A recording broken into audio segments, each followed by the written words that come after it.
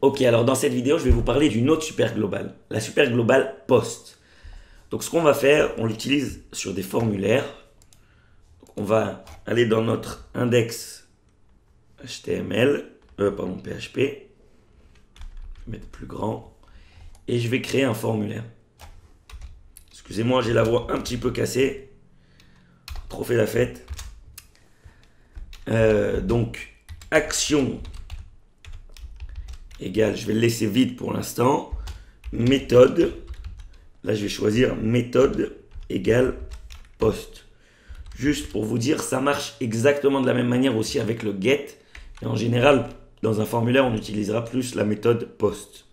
Ok, c'est-à-dire que le get, on a vu comment on l'utilise sur un URL, mais on peut exactement l'utiliser de la même manière en écrivant ici à la place de post, en écrivant get et en récupérant les données dans la super globale get, comme on l'a vu avant.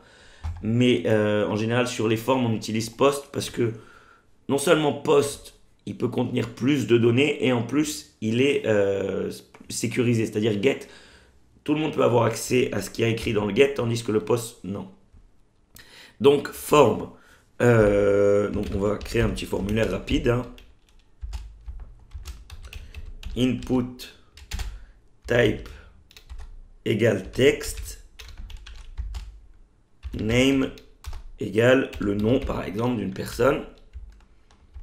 Là, on va aller à la ligne. Et ici, on va lui demander, par exemple, son email. Ok, et l'email, on va reprendre la même chose. Voilà, email, input type text, name, email. Ok, donc voilà notre forme. On va lui ajouter aussi, pardon, de quoi le soumettre. Ce que j'ai fait là, j'ai enlevé ça et ça.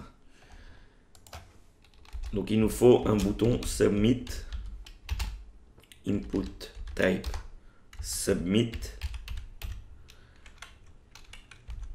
Voilà, et voilà notre forme. Ok, c'est le forme, tout ce qu'il y a de plus simple. Donc je vais accéder au index.php. Voilà notre forme. Ok, donc là j'utilise la méthode post. Maintenant je vais vous montrer. Donc il y a un champ que j'ai pas écrit ici, son contenu. C'est le fichier dans lequel je vais récupérer ces données. Donc je vous propose qu'on utilise tout simplement le même présentation.php. On va aller le changer après. Donc ici ce que je vais faire, je vais écrire présentation.php.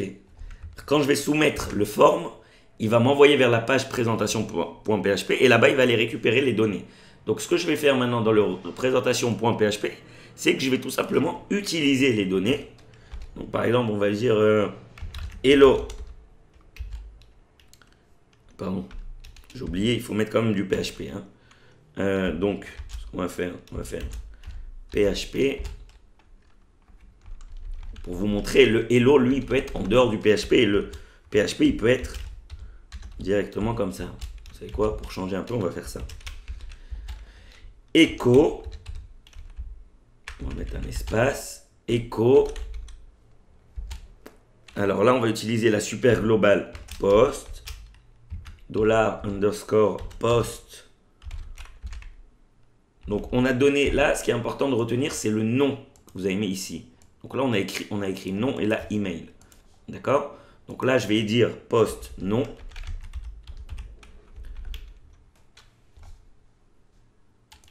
C'est quoi? On va changer un petit peu. Hello, mon nom, c'est... Donc là, ça va être le nom. Et mon email, c'est quoi ça? On va le mettre dans un paragraphe, hein, tout ça, tout ce contenu.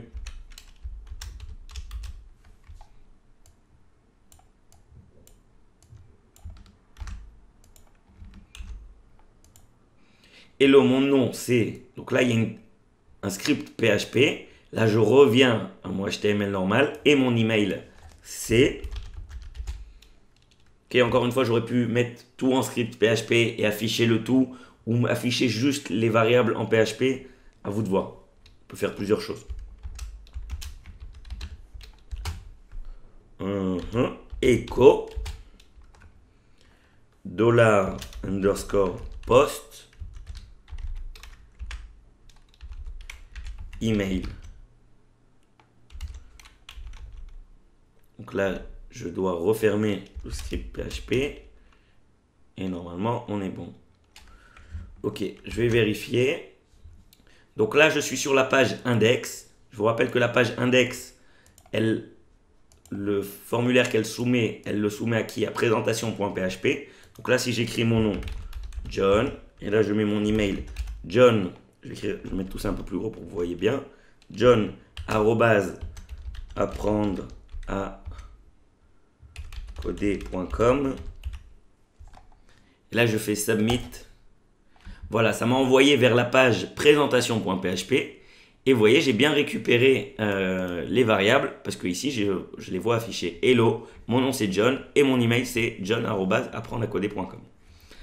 Voilà, c'est tout pour la super global post.